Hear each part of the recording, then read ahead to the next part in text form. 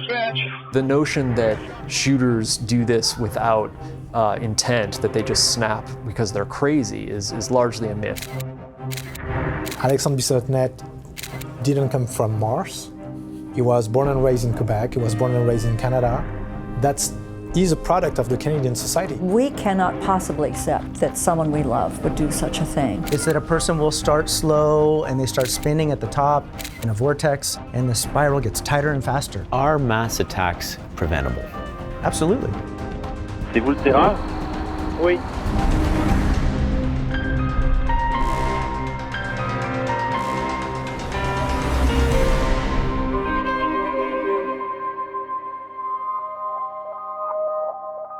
Petite langue, Alexandre. Le petit nez, il est où ton petit nez? Oui. Looking into the mind of a mass shooter, going back and trying to understand what they were thinking is important because we can learn from that. Puis tes petits yeux? Oui, il fait des beaux petits yeux. Oh, qui fait des beaux petits yeux. For many of these attackers, this is what they would view as their most important event of their life.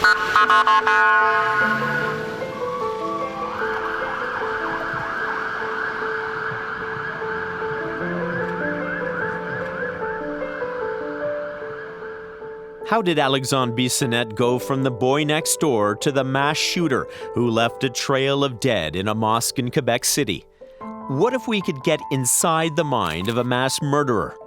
Maybe then we could identify others on the brink and stop them before it's too late. I listened to the immense, terrible sadness expressed by the victims and of others. I would like to express to them, once again, in my name, in my family's name, all our compassion, our sympathy with them in this terrible, terrible, terrible ordeal. Alexandre is not a monster. Unfortunately, Alexandre's mental condition caused by the years of intimidation is not identified by us, nor by the doctors he consulted. Look at the face.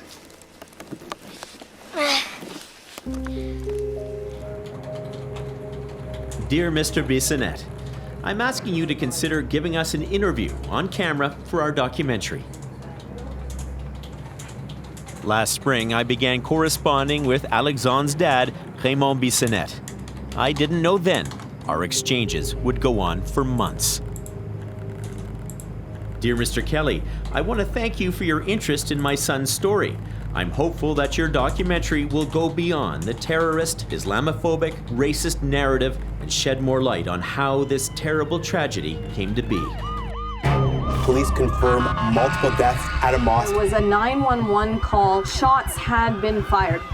There is lots of information coming in. 6 men are dead. People are shocked. The police unit against terrorism has been deployed. The mosque in Quebec City had received racist threats in the past, but few thought something like this would ever happen here. This was a group of innocents targeted for practicing their faith. Make no mistake, this was a terrorist attack.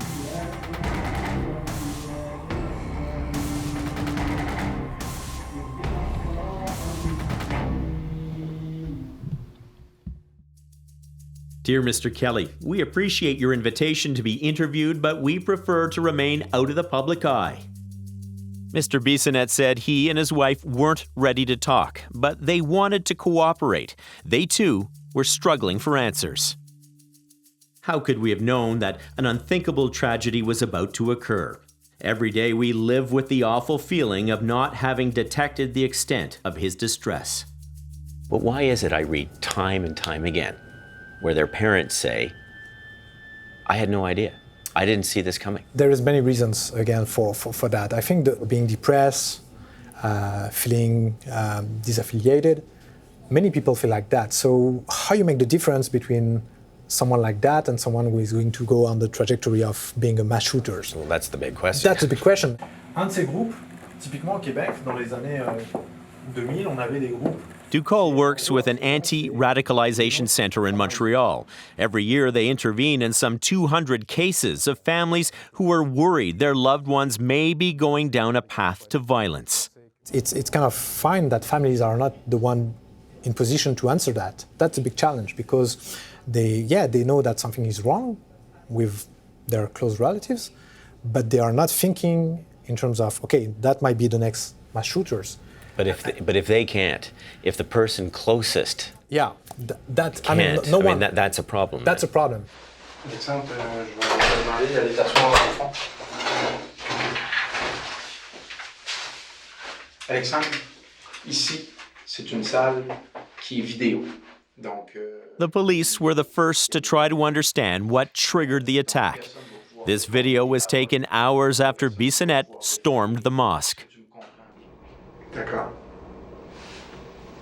Et pourquoi tu as choisi cet endroit-là?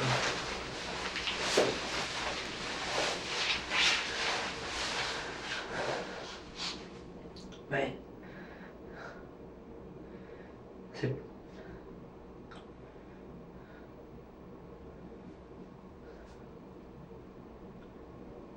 Moi, je voulais sauver les gens. Tu voulais sauver les gens? Oui.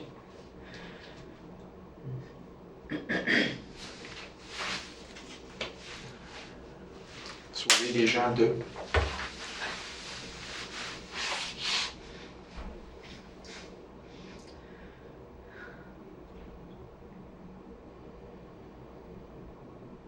Des attaques terroristes. OK. Je me suis dit, hier que peut-être que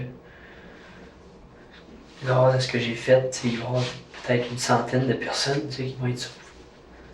Hein? Peut-être 200, peut-être 300 personnes aussi. On ne sait jamais. In Bissonnette's troubled mind, he thought the mosque was harboring terrorists, and he was actually saving lives in the long run.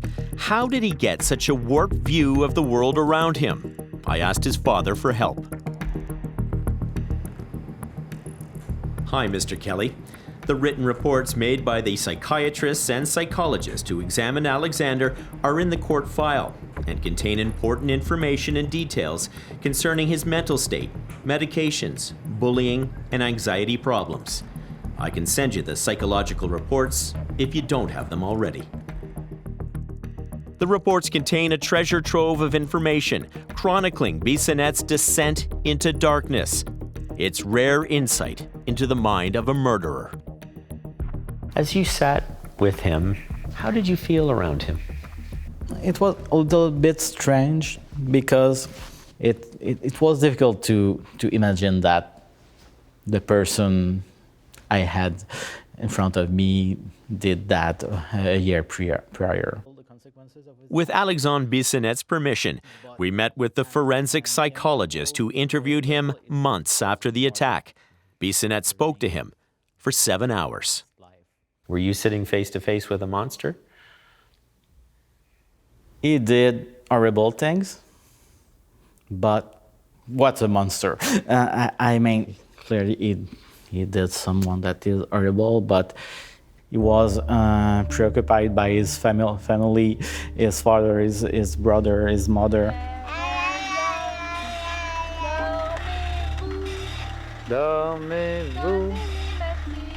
What kind of family environment did he grow up in? For what we know, he was in a stable family without significant conflicts. There is no separation of his parents, no violence, no abuse in the family. He has been brought up in a very stable family. In a nice neighborhood? Yeah, and with good outcomes. It was a normal childhood? Yeah. Alexandre, c'était un élève doué. Je dirais pas surdoué, là, mais c'était un élève qui avait une belle capacité d'apprentissage. Et il avait aussi la qualité que je dois mentionner.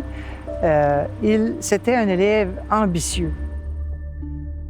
Cote may have taught thousands of high school students, but she has a vivid memory of Bissonnette.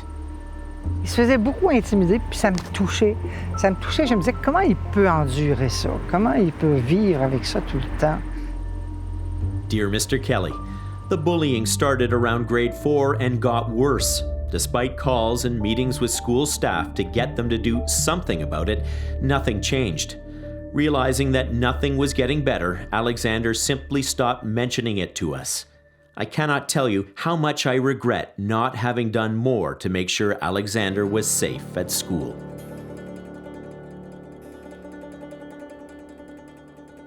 Comme intimidation, là. Il y avait des gens qui, c'était pas juste crier des noms, là, tu sais, ça allait toujours un petit peu plus loin, toujours un petit peu plus intense. C'était comme l'enfer qu'ils vivaient.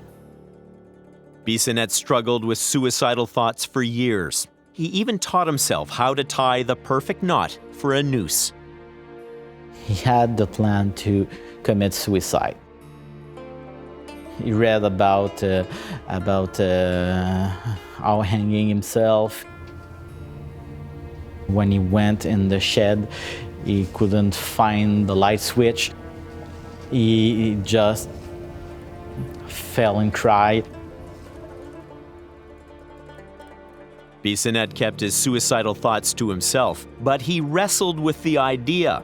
He feared people would consider him a loser for killing himself. Moi, je pense qu'à la suite de ces nombreuses années-là, comme il n'a pas parlé, comme il n'a jamais... il n'a jamais crié au secours, il n'a jamais été chercher de l'aide, il y a une colère qui s'est installée en lui, puis une colère qu'il n'a jamais divulguée. Je sais que j'avais déjà entendu parler par les branches au secondaire, qu'il y avait déjà un plan. C'est quelque chose auquel il pensait depuis longtemps, d'après moi. Vous pensez de quoi? Un plan pour faire quoi? Pour détruire, comme il était détruit. His psych reports reveal a portrait of a young man who secretly fantasized about burning down his school, his desperation reaching a boiling point. But did he want revenge, or did he want respect from the people who never respected him? It seems that it was more revenge. So it's around this time that he has both thoughts of revenge, suicidal thoughts, that he also starts to buy weapons. Yeah. Bissonnette suffered from anxiety and depression, but lied to get his firearms license, saying he had no mental health issues. He then begins to amass a small arsenal. He owned 6 firearms, handguns, and semi-automatic rifles.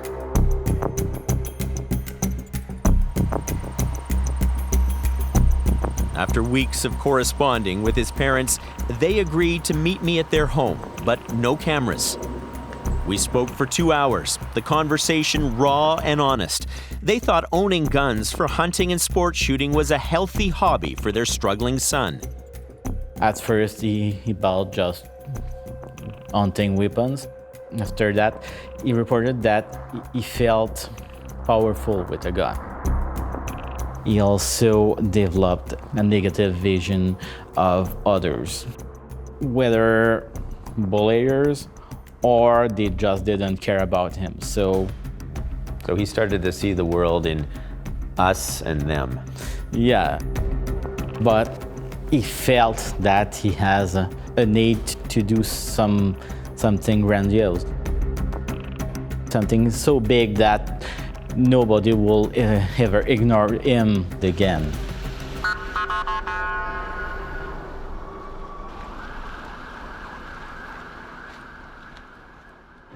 So first of all, I'd like to start by saying that around 350 million people have no access to water in the world.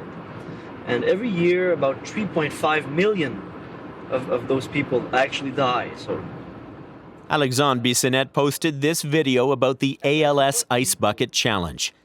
Now in university, his father told me his anxiety appeared to be getting better. But we're now learning he was closer than ever to mass murder. This is really, what this is wasting water. Only in America are there so many instances of mass murder, and only in America would you hold a conference to discuss them at Disneyland. For your safety, remain seated with the doors closed. Just steps away from the family fun of Disneyland, 1,000 threat assessment experts were meeting, from law enforcement and mental health professionals to school counselors, all trying to answer the burning question, how to stop the next mass shooter. It's sort of this downward spiral, and the spiral gets tighter and faster. And so what we do is we see that spiral happening, somebody reports it to us, hey, I'm concerned about him, and we develop threat management strategies to literally reach in and pull that person out of the hole. But it seems like in that approach, it would require, various actors, like a community in a sense, to be able to prevent this. Yes. The biggest obstacle is actually a cultural challenge. That people currently and throughout the years have not seen teamwork as an approach to solve these problems. They would say it's a law enforcement problem, it's a mental health problem, it's a gun problem, it's a political ideology problem. They weren't seeing that everyone owns the problem. And the stakes couldn't be higher. Just days before the conference, there were 2 mass shootings in the U.S. that left 31 dead, 53 injured. Shots fired! Downtown! Multiple shots fired! Dispatch. So what can we learn from these incidents? We think there's one shooter. He is down. One of the myths is that shooters just snap. And the question's always asked, what just made the guy snap? As if it came out of nowhere, as if there were no warning signs. But in almost every case, there are warning signs going way back, aberrant behavior, people feeling worried or afraid around that person, gathering information about past killings. You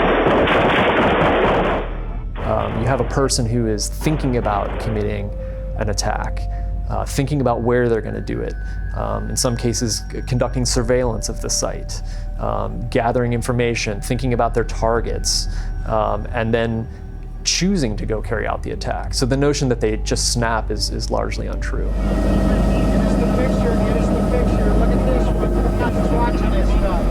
Fulman's own investigation into mass shootings reveals that more than 100 plotters and attackers drew inspiration from the Columbine tragedy. He calls it the Columbine effect. I found in my most recent investigation of this at least 11 cases overseas in multiple countries. There are cases in Canada.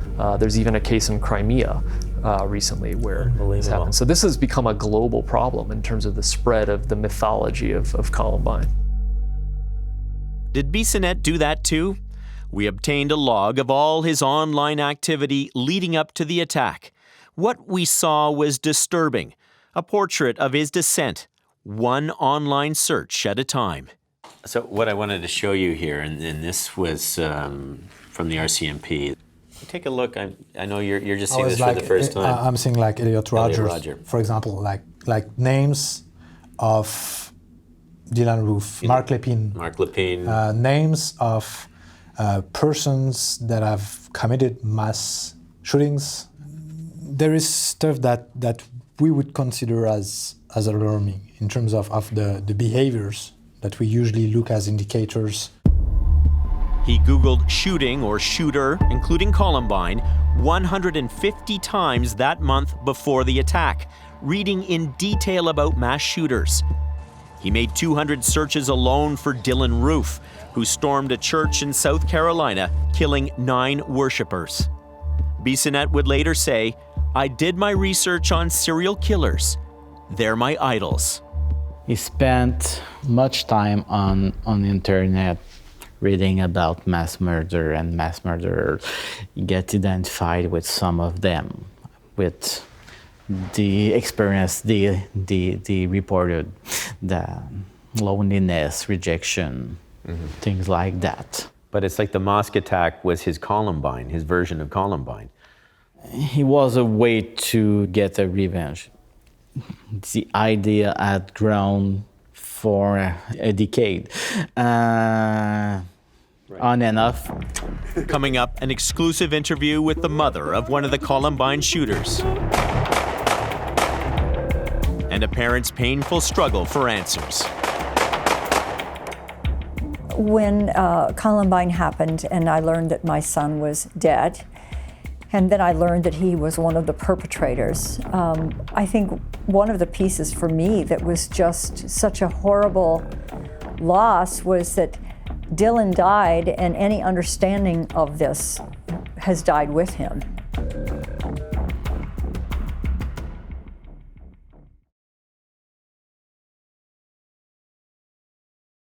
Alexandre, regarde-moi avec tous tes morceaux. Regarde donc ici. Là, regarde ici, là. Et là, regarde, là, on a un nouveau locataire. Nouveau locataire qui va travailler très fort. Regardez ici pour monter toute une table. Qui tous les morceaux sont ici. Puis quand on va revenir. Dear Mr. Kelley, during his whole life until January 29th, Alexander never displayed violent behavior in words or in actions towards anybody. Alexander is the very last person that we, and all those who know him, could ever fathom doing something so out of character. While the Bissonettes were always watching their son, were they really seeing him? Whoa! Oh-ho! Can any parent truly recognize the warning signs in their own child?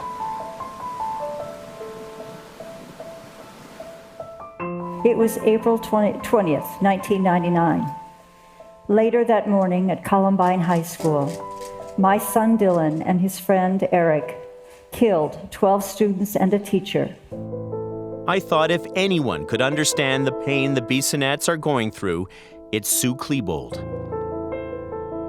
When I met with Alexandre Bissonnette's parents, one of the things that they told me, they said, we never saw this coming. We were as shocked as anyone that our son was capable of, perpetrating such a crime. Does that sound familiar to you? It sounds very familiar. I remember those horrific early hours and days and months where I was in exactly the same place. Not only not accepting what had happened, but completely denying the reality of how he was there and that he was there and what he was capable of doing, because I did not believe that it was possible that my son could do what he did. So yes, I understand that. Like Bissonnette, her son Dylan was labeled a monster, in Time magazine no less. How didn't you know? Right. That question to me used to be, I felt that I was being attacked when someone would say, how could you not know? And what I have learned over many years is that very often we don't know when someone we love is deeply troubled because they work very hard to hide it. I had all kinds of belief systems before this happened. I believed that I was an excellent parent. I believed that I knew my child well. I believed that he could and would talk to me about anything. I believed that my love was protective, that somebody who was loved as much as Dylan was couldn't possibly do anything to hurt anyone else. And all those belief systems were shattered and when this happened, because I realized that they were naive.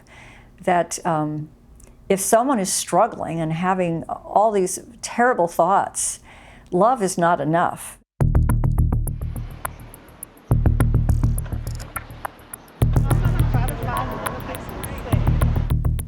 Buried in a drab brick building in Virginia, you'd never expect to find the FBI's unit that profiles mass shooters. Looking into the mind of a mass shooter, going back and trying to understand what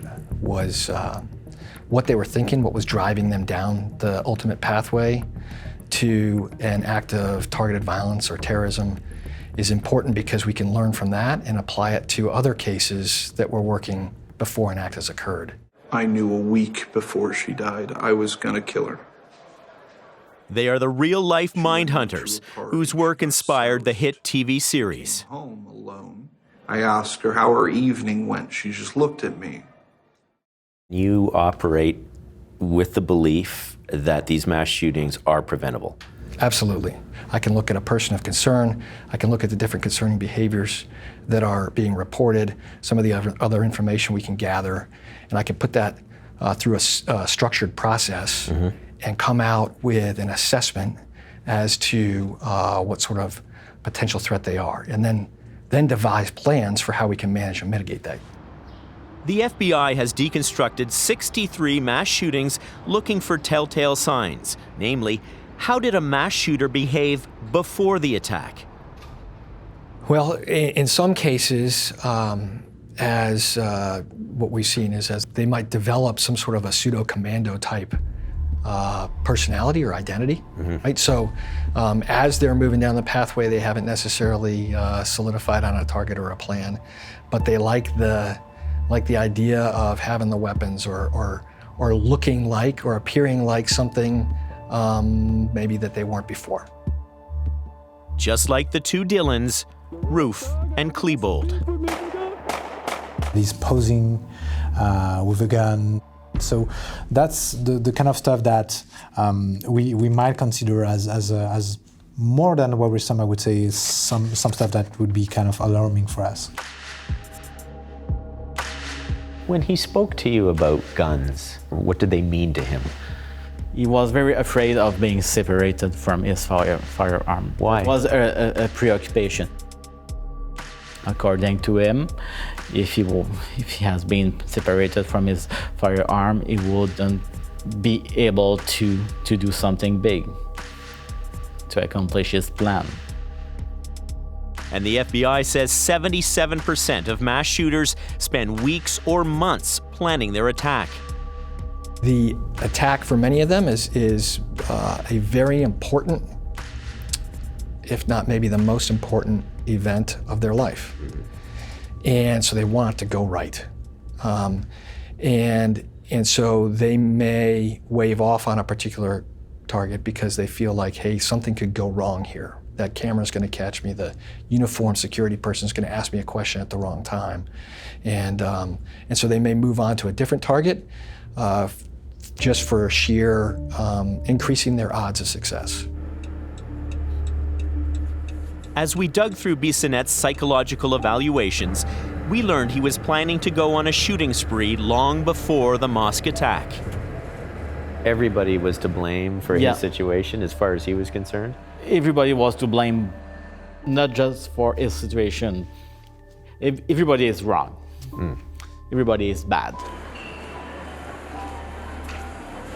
In November 2016, Bissonnette walked into a shopping mall with 2 handguns in his knapsack. His plan? Shoot anyone he could. What convinced him that he couldn't do that?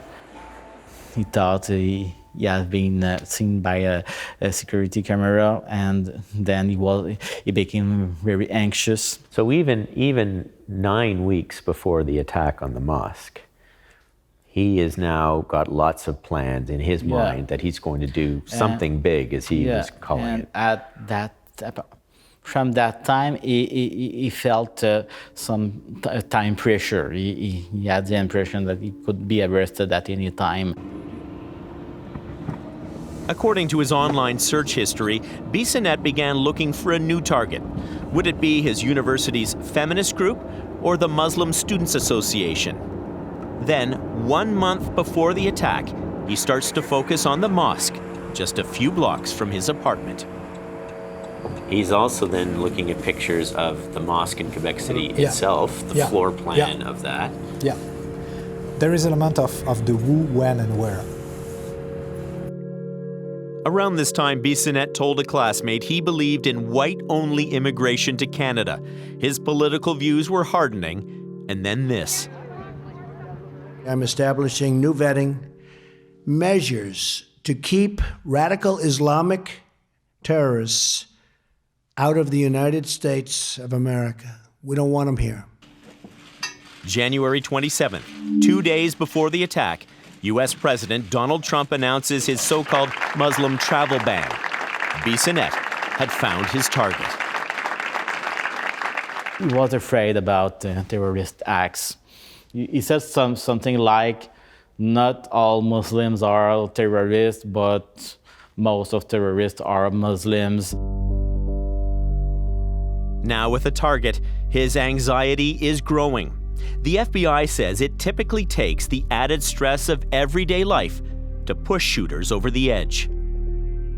And the stressor itself may not make sense to you or me, but it darn sure makes sense to the person experiencing it.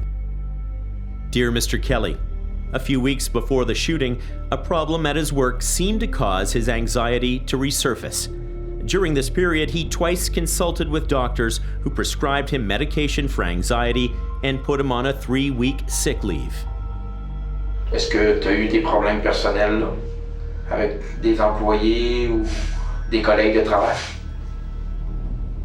Oui. Oui. De quel ordre? Ben, je me suis fait blaster par le boss, là. Pour quelle raison? Ah, parce que j'avais demandé un congé pour un examen à l'université. Puis qu'il pouvait pas me le donner. To us, he seems somewhat stressed and tired during this time, but nothing more. We would have done anything to know what was really going on in his head. The day of the attack was the last day of his sick leave. Bissonnette couldn't cope with the thought of returning to work. Why couldn't he quit his job? That would be a failure for him. He was more concerned about not quitting his job than he was about the consequences of walking into a mosque with a gun. Yeah, the shooting, it was grandiose. That was something great that everybody will remember. If he just quit his job, he quit on a feeling of failure. January 29th, 2017. Findlay, Quebec. Coming up, Bissonnette's obsession with murder turns into a tragic reality. Ben, j'aimerais juste ça m'arrêter puis ça finisse.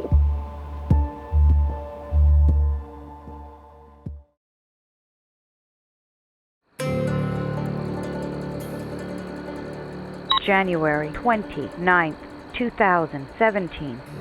Findlay, Quebec. Oui, c'est moi qui étais à la mosquée tantôt. Pardon? J'ai dit c'est moi qui étais à la mosquée tantôt. C'est vous le tireur? Oui. C'est quoi votre nom? C'est quoi votre nom, monsieur? Mon nom? Oui. Ça va bien aller, monsieur. C'est quoi votre nom? Ben, j'aimerais juste ça m'arrêter puis ça finisse. He said that during the morning he cried a lot because he felt that the end was coming. He said he took a last meal with his parents, that he was convinced that it was the day he will do something. After dinner on a cold Sunday in January, Alexandre Bissonnette tells his parents he's going to the gun range for some target practice. He'd been drinking all day but stops to buy a vodka cooler for courage. He was armed with a semi-automatic rifle and a Glock pistol. He parked in the parking lot of the mosque and he waited a while. He enters the mosque as Sunday prayers were wrapping up. He fires 48 bullets. He was very confident, he was very stable while shooting people. Est-ce qu'il a dit quelque chose? Non, il n'a rien parlé. Non, c'était quelqu'un qui est sûr de lui. Il l'a déchargé sur nous. Et vous avez vu le petit couloir où on mettait nos chaussures? Il se retirait en arrière. Je ne sais pas ce qu'il fait. Il charge encore, il revient. Il shoot. Lorsque ça termine, il ne laisse pas une seule. Tu vois, c'est vraiment, il a l'intention de tuer vraiment le maximum. Pourquoi tu as fait ça, Alexandre?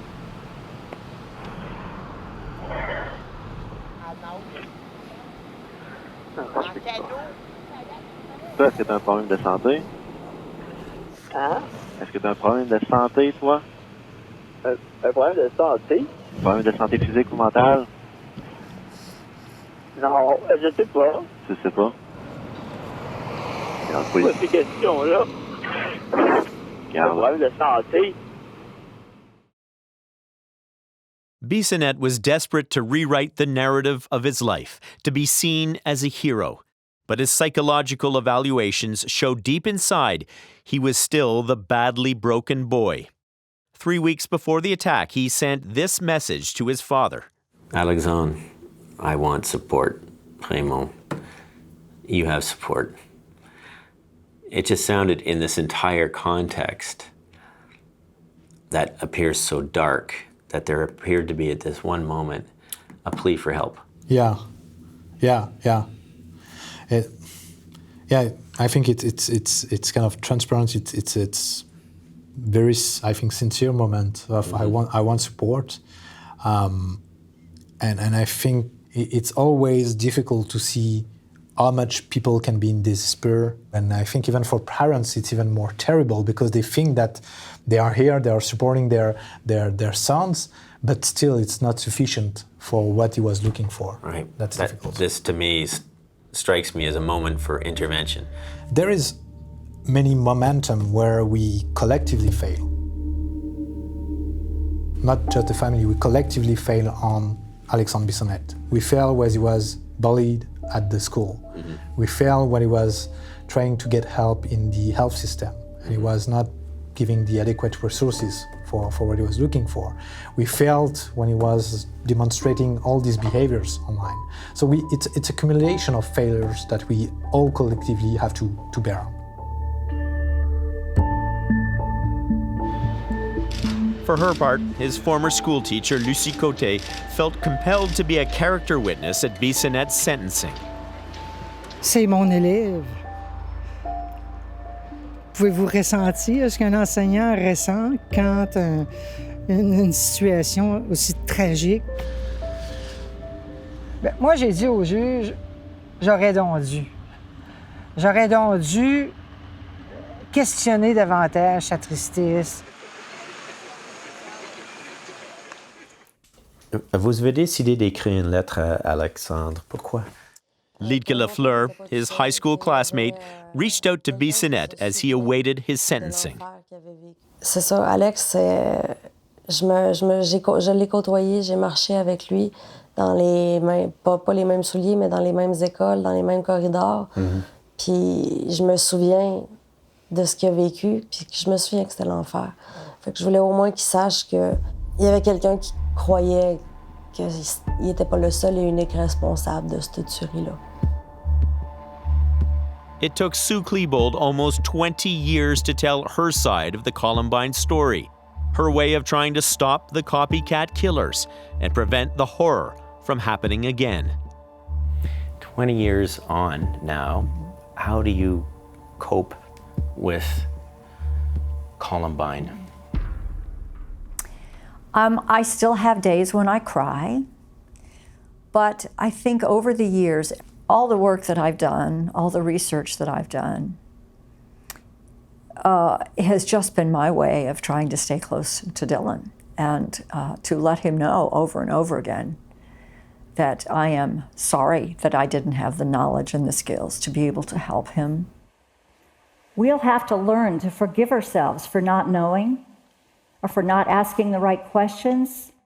When I am speaking, if I get in front of an audience, if I'm speaking to either teachers or law enforcement, I always take a moment to, connect with Dylan and say, I'm doing this because I wish someone in your world had been able to know what I know now to be able to help you. And I hope that maybe someone in this audience could help someone else. Coming up, the fallout from the failure to spot the warning signs. He said in an interview that at least at the very last moment of my life, I will be like God. I will have a power of life and death.